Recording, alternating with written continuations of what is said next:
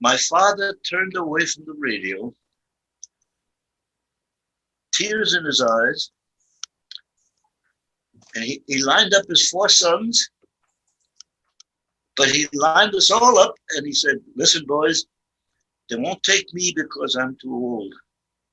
But I expect my sons to, immigrant citizens here were the most patriotic people in the world. They knew what it was like in their own country, and they loved this country when they got here. He said, this nation must not fail. Understand, boys? Nowhere in the entire world can a man come here with nothing. And look at us today. We have a home and a car and a job, and my kids are all being educated. Boys, he said, this country must not fail. And I believe, ladies and gentlemen, that those became the defining words of my life.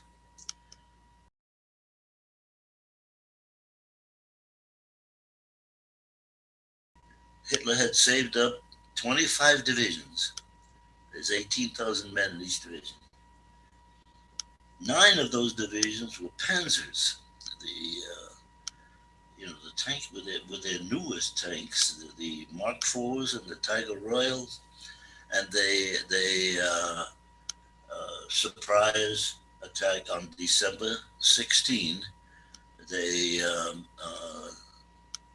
opened up on the Ardennes line. Their problem was that to get from Germany through Belgium to Antwerp, right about here in the middle, was a little town called Bastogne. My buddy got hit in both legs. His name was Joe Willis. And my sergeant sent me back to the headquarters there to see if we could get some batteries for the radios, the little walkie-talkies that he needed. And while I was back there, I went to look for my friend. I said, well, that's great, Joe. Hurry up. Come on. We need you. I got to go back. Anything I can do for you before I leave? He says, yeah, go find me something to drink. I said, where the hell am I going to find you something to drink? We're surrounded and cut off. There's no supplies, nothing coming in here. I went further down the road. The second tavern I went into still had a bar. And when I pulled the beer handle, beer came out. I said, I looked around for a bucket or something to put the beer in. There was nothing. I took off my helmet. The same helmet you use in the foxhole, I switched a little snow in it, and I filled it up with beer. I'm back to the church. I said, hey, Joe, I got some beer. Whoa. So he sits up, and I'm feeding him the beer from the helmet. Hey, give me some of that. Hey, give me some of that. Hey, give me some of that. I was like an old mother cow there, giving all these guys a mouthful of beer. This time, when I went back to the church, standing in the doorway like this, was the regimental surgeon, Captain Walkman. I'm a private, He says, what the hell do you think you're doing, soldier? Bringing aid and comfort to the wounded? He said, you stupid jackass, don't you know I've got chest cases and stomach cases in there? You give him beer, you'll kill him? Get out of here before I have you shot. And when it was my turn, I told him the beer story that I just told you.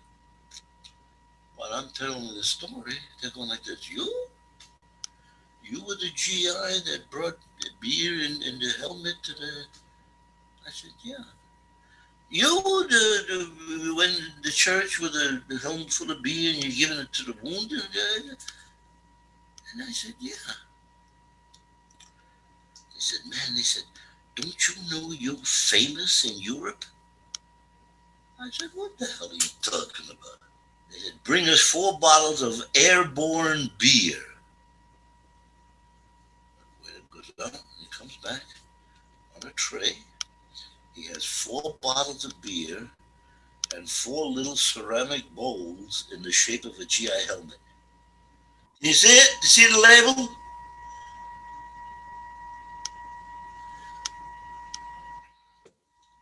said, nobody thought that was a true story. That was just a myth. So a Belgian brewer about 20 years ago just decided to honor a mythical GI, and he made one beer. We can't believe it. It's a true story, they said. They put it on the front page of the newspaper the next day. Somebody took it from the newspaper and put it on the internet.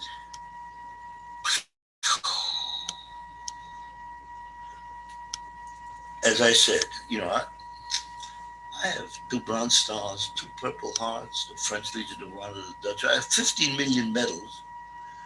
But I am better known for what I did with a helmet full of beer than what I did with my machine gun the whole war.